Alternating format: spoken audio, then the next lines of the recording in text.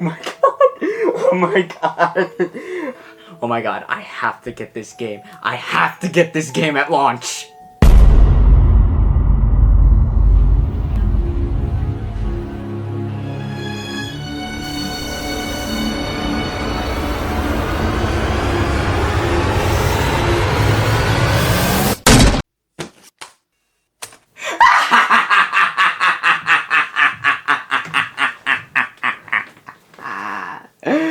Oh, you really thought it was that easy, didn't you? Thinking you can make me spend $70 on two games that are not only over 18 and 15 years old, but two games that I already happen to own.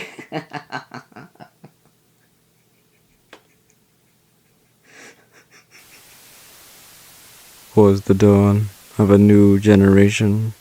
The 7th generation of home consoles, that is. Tons of influential systems were seen during this time. Microsoft was seeing major success with the Xbox 360, and Sony's PlayStation 3 was just beginning to gain traction. But there was one system released during this time that would not only be a major impact for this generation of consoles, but also become a major innovation for video games as a whole. That's right. I'm talking about the Mattel Hyperscan.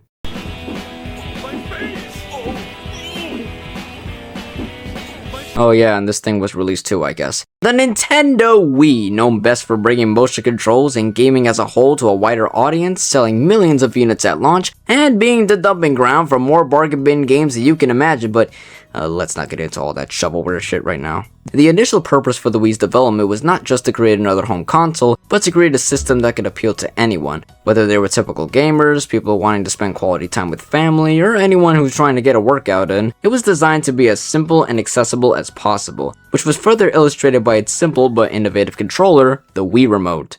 Doesn't get simpler than this, folks. Went from intergalactic interface to solid brick. It of course had motion controls, but you can also attach a nunchuck which acted as a joystick. You can even turn the controller on its side to resemble the original layout on an NES controller. Needless to say, the Wii strived on accessibility just as much as innovation, which not only led to the console becoming a household name, but one of the best-selling home consoles of all time. And of course, with every new Nintendo console that gets released, there's always a flagship Mario game to showcase the full range of the system's capabilities. So Nintendo started work on a brand new Mario game to coincide with the launch of the Wii in 2006. Development started at Nintendo EAD around the mid-2000s, where the team wanted to build upon the ideas done in the previous 3D Mario games, but also wanted to implement ideas from an unreleased tech demo that was previously showcased at Space World 2000, known as Super Mario 128. The demo was made to showcase the power capabilities of Project Dolphin, later known as the GameCube, but was never completed as the technology wasn't quite there to fully realize the concept. While it never released, there were some concepts that Shigeru Miyamoto, the series creator, wanted to implement into the series for quite a while, most notably the running on spherical objects and platforms that are seen throughout the original demo. With the Wii's new advance in hardware, the team could further develop the original concept and push it to a wider potential that wasn't thought possible before. With Yoshiki Koizumi jumping on as director and Miyamoto as producer, the team refined the original concept as well as landing on an outer space setting to make the new central mechanic feel much more natural.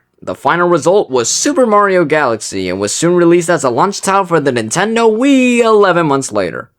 Yeah, the game had to be pushed back by several months, with the game finally coming out in 2007 to overwhelming critical acclaim, with many fans and critics not only considering it one of the best games released for the Wii, but one of the best, if not the best, Mario game in the entire franchise. With now a majorly successful game on their hands, it only makes sense that they would make a direct follow-up, and that's exactly what they did with the release of Super Mario Galaxy 2 3 years later. Can you see a pattern here? This game would also be noteworthy as it's the first time a 3D Mario game would ever get a direct sequel. Yeah, Mario Sunshine borrows a lot of elements from Mario 64, but it acts more as an expansion on the formula rather than continuing the story. Well, what little there was anyway. Galaxy 2 set out to expand on the original by creating brand new galaxies to explore, as well as new level mechanics to better enhance the gameplay. And when this game was released in 2010, critics and fans also considered it a masterpiece, with some even considering it better than the original. Which, after playing both these games back to back, has really got me thinking, which one of these games is truly superior? Which do I think pulls off the signature style of gameplay that these games are known for a lot better? So instead of doing two separate reviews for both games, we're gonna do something a little bit different. We're gonna pin these two games head to head to see which one has the better design, the better gameplay, and which is overall the better experience between the two. But before we get into all that, let me tell you about my personal history with these games. When I was a little baby boy, my mom did own a Wii for the family, but the most use we got out of the thing was just for Wii Sports and U-Draw Studio as far as I remember. It wasn't until years later when I got a Wii U where I finally had the chance to experience the extensive library of Wii games that I missed out on. And while perusing the shelves of my local digital press, I saw it, shrouded in a sea of miscellaneous shovelware games. I pulled it out, and there it was. I instantly knew what I had to do. This happens once in a lifetime. Zapper Wicked Cricket can wait, baby! I took it home, popped that bitch in my Wii U, and loved every single second of it from beginning to end. Soon after, I was able to come across Super Mario Galaxy 2, but I wasn't able to play it right away as it wouldn't read inside of my Wii U for some reason. I was eventually able to get it working again, but it really took away the time I could have spent actually playing the damn thing. And now with the release of this overpriced pile of poor financial decisions, it seems like the perfect opportunity to play this game for the first time and to play this one for all time's sake, and settle once and for all which one of these is truly the superior game. There's a lot to unpack and there's a lot to uncover, so let's kick things off with the games themselves, starting off with the original. Dear Mario. The first game opens with a letter from Princess Peach inviting Mario to the castle to attend the annual Star Festival, a celebration that takes place when a special comet appears every 100 years. Mario arrives to the castle where everyone is cheerful and happy, and oh boy, I wonder where this is going. Yeah, not even 2 minutes in, Bowser crashes the festival and captures the princess by taking the entire castle out from the ground and up into space so she could witness the creation of his brand new galaxy. Mario winds up stuck on the castle with Kamek blasting him off into the stratosphere. Mario, somehow surviving the attack, wakes up on an isolated island where he's greeted by these star creatures called Lumas and their guardian, known as Princess Rosalina, who is said to be the protector of all the cosmos and the galaxies. She explains how her and the Lumas travel across the galaxy on their home base, known as the Comet Observatory, when suddenly a mysterious force had taken their only source of fuel, being the Power Stars. Any guesses who? Without the Power Stars, they're unable to travel, with Bowser using them as his own source of power to create his new galaxy. So it's all up to the happy Italian man to collect all the Power Stars, fuel the Comet Observatory, save the princess, and in turn, stop Bowser to restore safety to the rest of the universe. Yeah, a bit more is at stake than what's typically expected from a Mario game, but it still doesn't feel out of place when it comes to the other games in the series. But what makes this game's story stand out from all the other Mario games is the surprisingly deep backstory that lies beyond the story's face value, which we'll get into later. For now, let's tap into the story of Super Mario Galaxy 2. Well, to start with, it's almost a complete rinse and repeat from the first game's plot, albeit at a much quicker pace and without any of the major stakes from the original. I mean, the game's story is literally told through the opening tutorial, for fuck's sake. Which is understandable, as this game is a direct sequel and doesn't really need that much story as it is still a Mario game, but it seems like they wanted to put a greater emphasis on exploring new mechanics rather than fleshing out the first game's story. And speaking of which, let's talk about the gameplay. Mario takes his basic moveset from Super Mario 64. He's got the jump, triple jump, side flip, wall kick, ground pound, and the long jump. No dive, which is odd, as in Mario Sunshine it was basically the main move that got the most attention besides the Flood Pack. But there's also a handful of brand new moves up the plumber's sleeve. At the beginning of the game, Mario's given the ability to use the spin, which is where a large part of the obligatory motion controls come in. By swinging, or, well, flicking, because let's be real, that's what you're actually going to be doing, you'll do a short spin that'll be used to attack enemies, break crystal barriers, or give yourself a bit of extra height or distance after jumping, which makes platforming a lot easier. The modern equivalent of this being throwing Cappy in mid-air from Super Mario Odyssey. The spin is also used for traveling inside of launch stars, activating switches, and picking up and throwing certain objects. There are still some moments that have the motion controls become a bit frustrating, but again, more on that later. I will say the controls have more of a floatier feel to them, somewhat missing a lot of the snappier timing from 64 or Sunshine, which I guess makes sense since we are in space after all, but it's still worth noting. The first game also has a wide array of power-ups added to the mix. There's the Fire Flower making its first appearance in a 3D Mario game. By shaking the Wii remote, you can launch fireballs to take out crates and enemies. There's also the brand new Ice Flower, which lets you freeze and slide across large bodies of water by shaking the Wii remote, as well as jumping on sprays of water and wall jumping off of waterfalls. For some reason, both flowers have a time limit, only letting you use them for about 30 seconds. I don't know why, maybe they thought it'd be too overpowered or something, but it's still strange when in later games they both work in the same way you'd expect them to. But hey, at least you got this kick-ass music.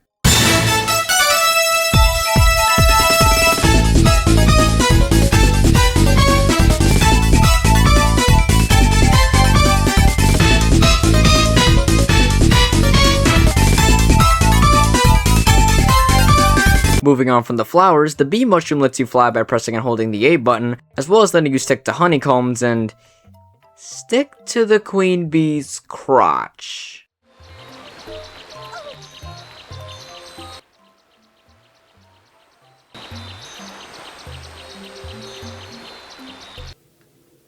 I am getting the weirdest boner. You also lose the suit after touching any body of water. The boo mushroom lets you float through mesh walls and take damage after touching beams of light, and the spring mushroom lets you bounce higher and bounce off walls. But god, it can be a pain in the ass to control. Moving around feels so awkward and unnatural when you try to build momentum. Pair that while trying to do precise platforming, it can be a total shit show. Also, I love how Mario seemingly never breaks his neck after constantly landing on his head. Lastly, there's the Rainbow Star, which turns you invincible, and the Red Star, which lets you glide for a limited amount of time, and is also used in a grand total of 2 instances the entire game. It's an incredibly underutilized power-up, and I feel like they could have done a lot more with it. Maybe have more sections where the flying capabilities could be better utilized. Mario Galaxy 2 uses the same base controls as the first, as well as many of the items, but they do still add a couple of new ones. First, there's the Cloud Flower, which lets you make clouds by spinning, allowing you to use them as platforms, and there's the Rock Mushroom, which lets you turn into a boulder and get a burst of speed to bowl over enemies and dash over ramps. And while 2 new power-ups add tons of great mechanics to the gameplay, they pale in comparison to the game's main new gameplay mechanic, Yoshi. After freeing him from his force field prison, Yoshi becomes available to ride at different stages. Once you get on him, you can use your tongue to lick up fruits and enemies and be able to swing across objects with the Wii cursor. You're also able to flutter jump and take an extra hit like in Super Mario World. Yoshi's moveset is mostly used for standard platforming, but he also has his own line of power-ups that come in the form of fruits. There's the Dash Pepper that lets you blaze at rapid speeds and run up walls, the Blimp Fruit that lets you float upwards, and the Bulb Berry that helps you illuminate invisible ground and platforms.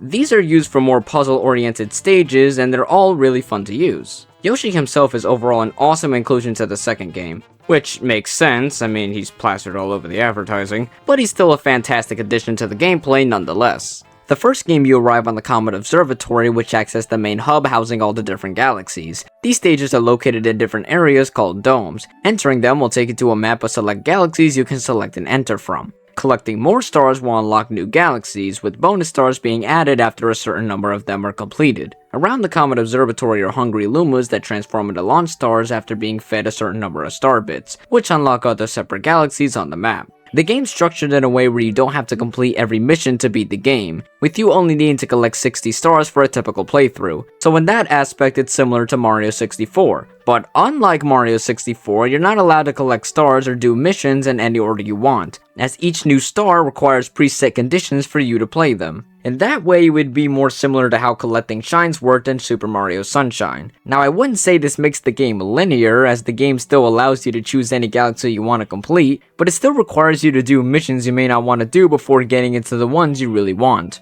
I'm also willing to forgive this structure a little more, as each star requires preset conditions in order to function. For that, getting kicked out of the stage every time makes sense, unlike Mario 64 where the stage almost never changes when you go back to do another mission, making the whole structure feel redundant. Mario Galaxy 2 does this as well, but drastically changes how you go about doing different galaxies. You're not placed on the Comet Observatory, but instead are placed on this makeshift Mario planet. Instead of going around the map to go to each stage, you have to hit a switch that takes you to the game's map itself. The galaxies are now separated by worlds and are now in straight lines, making it similar to many of the 2D Mario games. In terms of comparing it to the original, this is a pretty significant downgrade. There's way less room to explore, and while there are still things to do, like getting up to higher areas for things like extra fruit, okay, you probably never even want to deal with any of it, as all the stages aren't even on the ship anymore. Again, it doesn't ruin the game. I just wish they made the ship more of a place to explore rather than be replaced with what's essentially a downgraded menu button.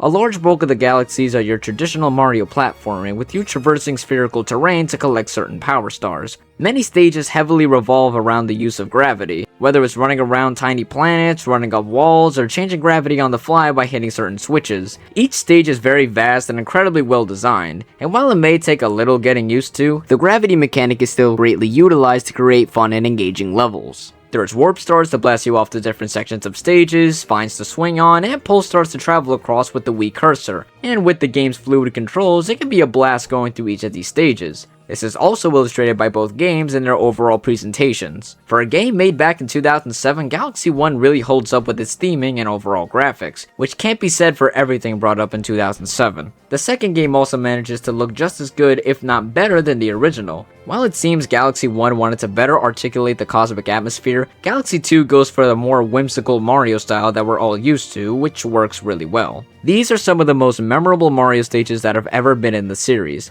Ones that immediately stand out between the two games are Good Egg Galaxy, Yoshi Star Galaxy, Honey Hive Galaxy, Shiver Burn, Toy Time, Sweet Mystery, Deep Dark, and many, many, many more. Galaxy 2 even includes a couple of callback stages such as Throwback Galaxy, which brings back Whomp's Fortress, and Supermassive Galaxy acts as a little nod to the big world from Super Mario Bros. 3. The theming and design for every galaxy are some of the best in the entire franchise. And the music. By God, the music. These two games contain probably my favorite video game soundtracks of all time. The orchestral sound that emanates from these games just fits so well with the vastness setting of outer space. From the triumphant sounds of Good Egg Galaxy to the dark and foreboding anthem of the Bowser stages. These games and their OSTs are absolute peak and the best out of any Mario game ever made. Along with unlocking extra stars, you also unlock bonus content along the way. The biggest example being, periodically, you unlock new chapters of Rosalina's storybook, which details the backstory of Rosalina, the Lumas, and how they ended up on the Comet Observatory together. Going through the full thing gives some surprisingly tragic insight for Rosalina as a character, from her finding a Luma separated from its family, to traveling across space to find its family, to finding out her mom passed away. It's actually really somber and tragic at times, going through loss, depression, and even abandonment. And I know what you're thinking, a dark and tragic backstory doesn't have any right to be in a Mario game, but it's still surprisingly really effective. And when you take into consideration the spin-offs and other plots like in Mario & Luigi or in Paper Mario, it doesn't even feel out of place when compared to those games. It definitely makes for a major highlight when it comes to the first game's story. The boss fights between both games all have clever mechanics and are really fun to take on. And while, admittedly, they're not very difficult, it was still fun seeing all the different kinds of variety that each fight brings. Some highlights include King Caliante, who hurls coconuts that you have to knock back at him while dodging lava bubbles, Bonefin, where a giant skeleton shark chases you and you have to chuck Koopa shells at him, and King Lakitu, where you spit back the spinies he throws at you to avoid his streams of lightning down below. Not all of them are that great, however, as some of them have really stupidly easy attack patterns like the fights with Bugaboom or Baron Burr, or they're just really drawn out and long to get through like Squizzard or the infamous Bouldergeist. Speaking of, I never understood why people say Bouldergeist is so hard. Just dodge all the rock formations, avoid his hands, and time your swings with the booze. Does it go on for too long? Yeah, but it's certainly not difficult. There's also the standalone fights with Bowser Jr., and while many of the game's most memorable boss fights come from Bowser Jr.'s arsenal of robots, it's Bowser who has some of the greatest fights in both games. He may be brief, but man, this guy really steals the show. When you finally go to fight him, he's already spitting fireballs with the ground shaking and collapsing. Like, oh yeah, we ain't pulling any punches. And by the time the final boss starts, it's like, alright, we ain't fucking around. You made it to the center of the universe to fight a giant fire-breathing turtle named after Japanese porridge, damn it. Shit just got real. Welcome to hell. Both final bosses have Bowser attacking you on large planets, but the first game does have more variety with Bowser's gameplay and attack patterns. Timing your spin attacks are crucial for taking out each section. He first attacks you by going into a boulder form, followed by him spinning in his shell with you having to smack him up using these green dildo thingies. Followed by Bowser creating shockwaves and slamming into pools of lava which you have to guide him towards. After hitting his tail, Bowser is soon sent into orbit. What follows is probably the most insane and convoluted turn of events I've ever seen in a game. Mario grabs the last Grand Star when all of a sudden a black hole is created, swallowing the entire universe, which soon turns into a supernova. Mario is left floating in space when Rosalina tells him that new stars are being reborn and will soon grow out to become new galaxies, with her stating that the cycle of life never truly repeats in quite the same way. Mario wakes up from his intergalactic coma, along with everyone celebrating the new Mushroom Kingdom and the entire galaxy being reborn. The game ends with Mario fully embracing his and everyone's brand new home. The second game's boss has major changes from the original. For one, Bowser is gigantic after harvesting the energy of the Power Stars or some shit, I don't know. Instead of smacking Bowser around with your spins, the main gimmick of this boss is you having to ground pound these free-floating orbs at him. He attacks you by creating trails of fire with his fists, breathing out streams of fire, and setting down raging boulders you have to ground pound. The final segment has you do more of the same ground pounding, but flying through space, ending with Bowser finally being devoured into a black hole.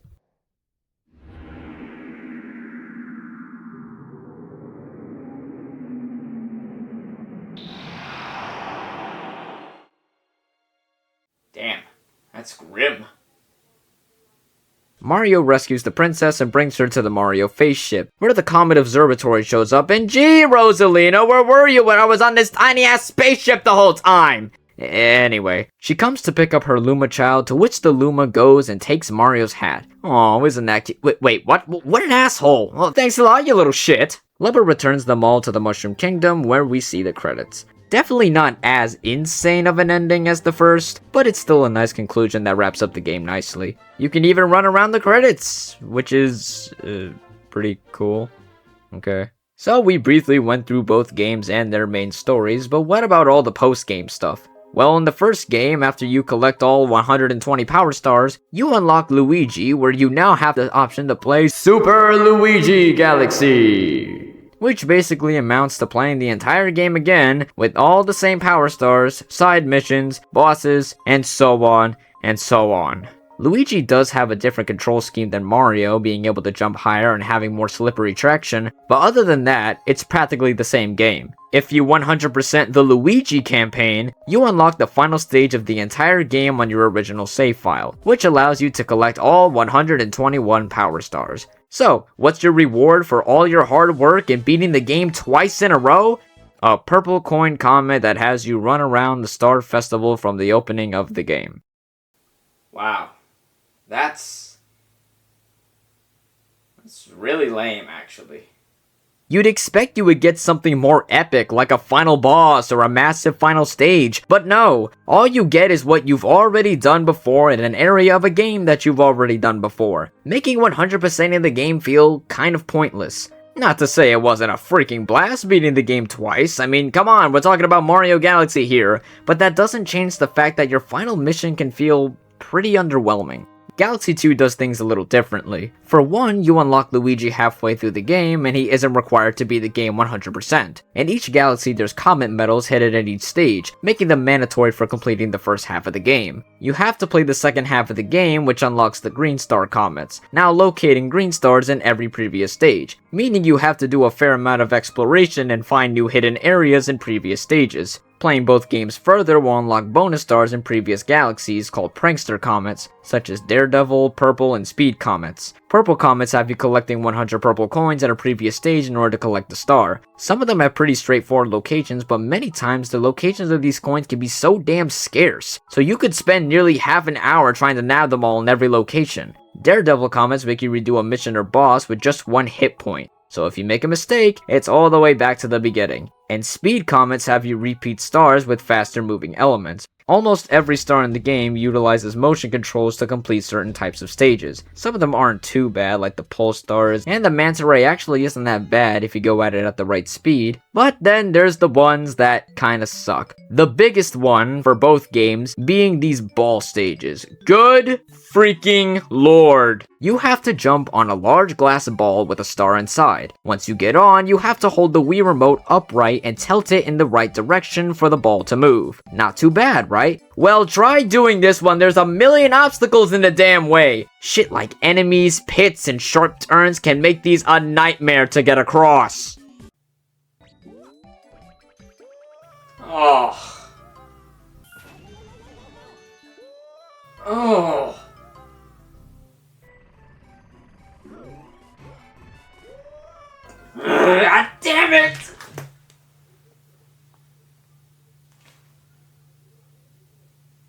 Oh, and the music doesn't help with this either, because the slower you go, the slower the music plays, and if you go fast, the music will play fast, which is just the perfect recipe for me to go under cardiac arrest.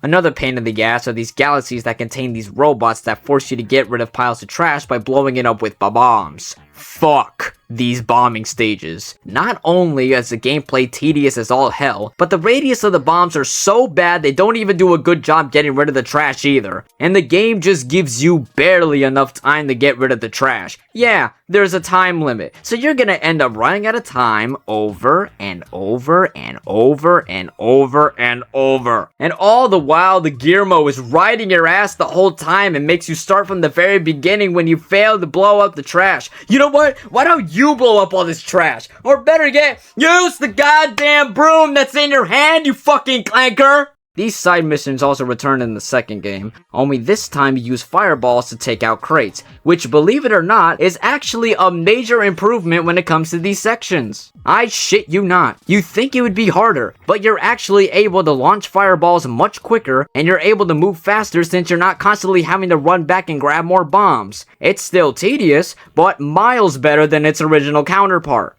Many common stages return in Super Mario Galaxy 2, but the game also adds some new special missions. The Chimp is a character that lets you do different challenges in past stages, like earning a certain number of points by taking out enemies or by collecting coins. There's the Fluzzard stages, which has you fly through a long obstacle course by tilting the Wii Remote, and even the slides from Mario 64 make a comeback complete with appropriate remix.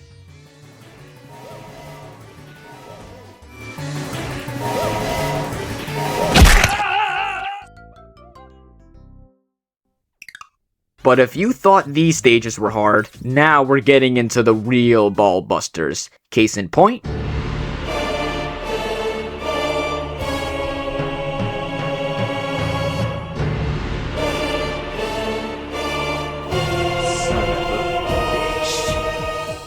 yes, my arch nemesis when it comes to the world of gaming, Cosmic Clone. In the first game, he's not that bad, only racing you to nab a power star before you can reach it, that's fine. But the second game? Holy masochistic balls! This time he follows you and copies your movement. If you touch him, you take damage. Get in his way, you die. Dealing with one of these guys is hard enough, but now try dealing with them when there's an entire fucking platoon! With so many of these bastards running around at once, it can make doing these missions outright infuriating. This Golden Chain Chomp is probably the worst example of this. You're supposed to guide a Golden Chain Chomp to a certain point of the stage, constantly hitting switches to make the path so the Chain Chomp can cross, but the Cosmic Clones always get in the way, and this Chain Chomp ball moves slower than molasses pissing out of a sloth's dick. And if the Chain Chomp breaks, you have to start from the very beginning. I must have attempted the star over 50 times, all ending with the Chain Chomp either breaking, falling into lava, or having my ass bombarded by the Cosmic Clones. Look at this shit, it'd be easier to carve a sculpture out of a brick of cocaine than do this! Oh yeah, they also return in Flip Out Galaxy, where they give you such little room to make wall jumps, which causes you to bust your ass and fall right off the stage! Now I would say these are by far the most infuriating and difficult side missions in the entire game, however, there just so happens to be something even worse. Yeah, remember all those green stars and comet medals you collect through the game? Well, if you collect all of them and max out your star bit counter, which the game conveniently doesn't tell you to do, so I had to look it up, thanks a lot, Toad, you silly bitch! You unlock the final galaxy in the game, known simply as the Perfect Run. What is it? A giant onslaught of hazards, switches, obstacles, enemies, and so much more. And just like all the other Daredevil comets, getting hit even once sends you all the way back to the beginning. The amount of stress and tension that emits from this final stage is maniacal. You go from dodging spike bombs with Yoshi to maneuvering through electric currents with the Cloudflower, running across disappearing platforms, pulling on stars and jumping across tiny platforms, taking out a barrage of Hammer Bros, and it seems like the stage never seems to end. And the fact you can't get hit once really wagers on the difficulty. It lingers in the back of your mind and makes you sweat bullets the farther you make it through each section. But man, once you grab that final star, you're the king of the fucking world. Not only is this stage brutally difficult, but also started a 3D Mario tradition, paving the way for final stages like Champions Road from Mario 3D World and the darker side from Super Mario Odyssey. Now this is a final stage that's worth playing. So now that we fully covered these two games back to back, it's finally time to put these two head to head and see which one of them truly reigns supreme!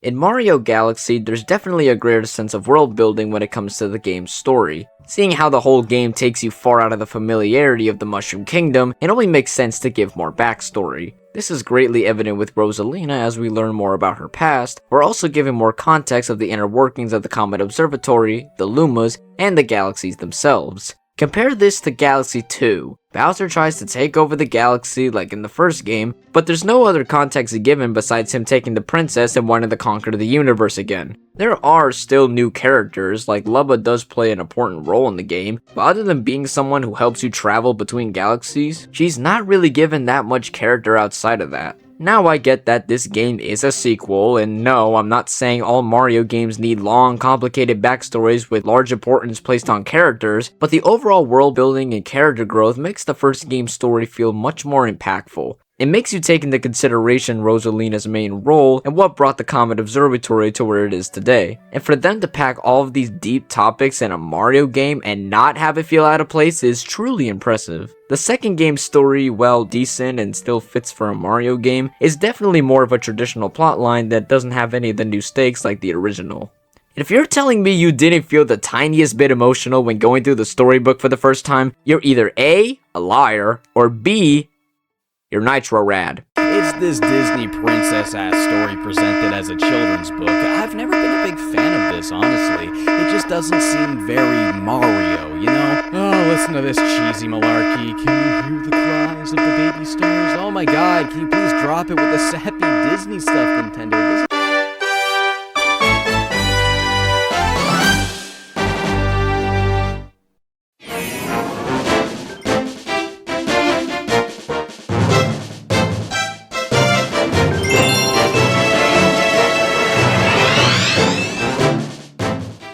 Both games share the same basic moveset and have a similar structure when it comes to completing galaxies. I already talked about the differences between the two hub worlds, where the Comet Observatory has much more space to explore areas. The Starship Mario has a much smaller area to work with not much to do other than enter the main game's galaxies. Again, it's not totally empty as there's still extra stuff to do, but you're mostly gonna spend your time going to the world map itself, so it still feels like a downgrade from the original. Well, at least it doesn't have hungry Lumas that require large amounts of star bits to unlock areas. Those are now in hidden areas in the stages themselves, with many of them also accepting coins. The second game also places a better emphasis on the items. This is best seen with Yoshi, who brings his own set of new mechanics that allow for more ways to expand your moveset. While the overall hub world navigation of stages and the structure of collecting stars is superior in Galaxy 1, for the variety in its core gameplay, from the stages to the items to the game's stronger replay value, my vote goes to Galaxy 2. It doesn't upstage the first game in every aspect, but it does expand on what made the first game's core gameplay so innovative, and even adds more creative elements to boot.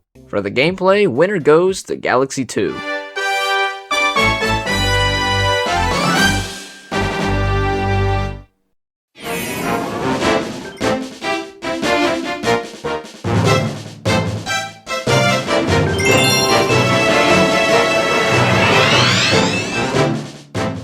Many stages take advantage of both games' new sense of gravity and motion controls. Both games have dedicated stages that either require specific actions with the Wii Remote or timing platforming with other elements. There's also areas that dedicate specific items to getting through certain sections. The theming in both games is also really unique. There are stages dedicated to specific items, water stages that are actually atmospheric and fun to play, ghost stages that involve tons of puzzle solving, stages that uses older material in a brand new way, and so on and so on. It's hard to say which game has the better galaxies, but in terms that looking at both games side by side, it seems more that the first game tried to be a little more experimental than in Galaxy 2. That being said, Galaxy 2 still expands on the mechanics established in the first game in fun and inventive ways. There are more stages with areas that contain secret sections, greater opportunities to use items, and a larger emphasis placed on exploration. Despite its sequel status, it still manages to have stages that feel unique compared to the first, even after carrying over many of the themes from Galaxy 1. While Galaxy 1 gets points for creating the framework, Galaxy 2 also gets points for taking the design of each stage to greater lengths, which leads to a more expanded feeling formula throughout the game. Bit of a close call, but I'm gonna give the better level design to Super Mario Galaxy 2.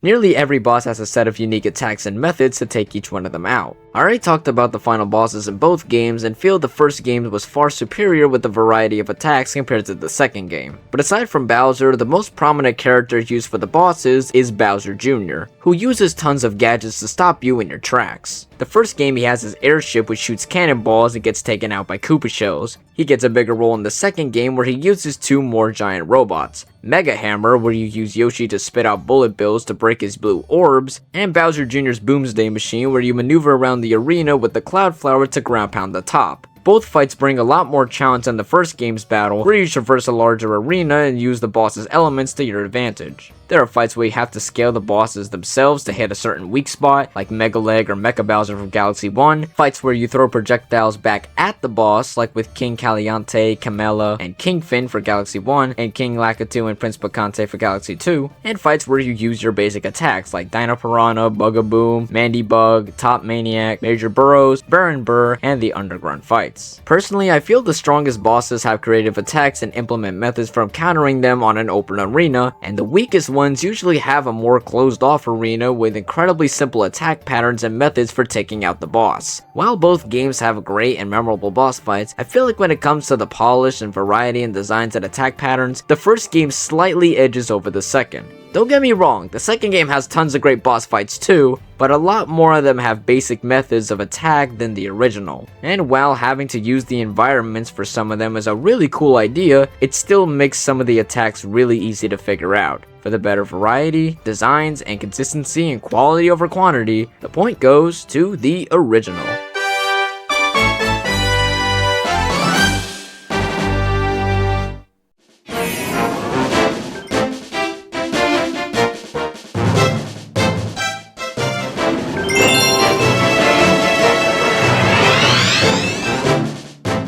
In order to 100% the first game, you have to get all 120 power stars with Mario, and then again, only this time with Luigi. Once you go back to Mario, you can unlock the last purple comet mission to grab the final star, essentially making you play the entire game twice in a row for an award that, let's face it, kinda sucks. On the contrary, the second game still has you collect 242 power stars for the full completion, but most of those come from the green comet stars that appear after the game. So you still have to go back to previous stages, but you're actually able to find newly hidden areas, which is also achieved by the comet medals in every stage. This actually gives you more incentive to go back and explore every level the second time around. And even after getting everything and maxing out your star bits, you get an all new stage that's a million times better than just another shitty purple coin mission. But one thing that's really annoying about both games is that you can't just beat every stage before taking on the final Bowser, as the first game only lets you get a large number of stars, and the second game requires tons of waiting around for the comets to hit a specific galaxy. But either way you look at it, it's clear that the second game has a lot more unique content than the first, which actually turns out to be a worthwhile investment in the end.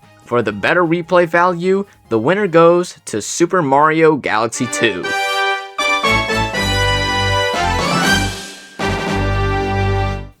Well folks, it seems like Super Mario Galaxy 2 just barely edges over the first game in almost every category. But despite this, I still wanted to do a fair and objective look at both games without any bias gauging my opinion. That being said, part of me still gravitates towards the first game a little more, purely for the larger impact that it had on me on my first playthrough. First time exploring the different worlds, flying across the starry night sky, getting sucked in and invested in the story, and experiencing one of the greatest video game soundtracks ever composed, those are moments that can never be recreated even after several playthroughs of both games. But despite what I think, Super Mario Galaxy 1 and 2 are still fantastic games and deserve every bit of recognition that they've gotten over the years. And whether one is truly better than the other, there's no denying that both games equally give you exceptional adventures that are out of this world. Just don't spend more money than you need to for games that are decade years old. I'm Jace Perez, keep drawing and drawing, and you'll get there. $70 fucking dollars!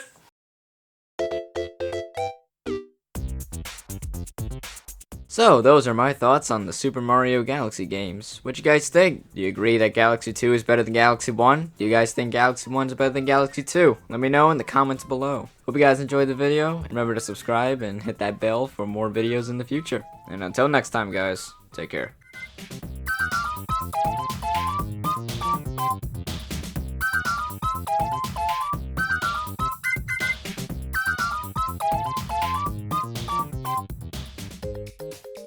Use the goddamn broom that's in your hand, you fucking clanker!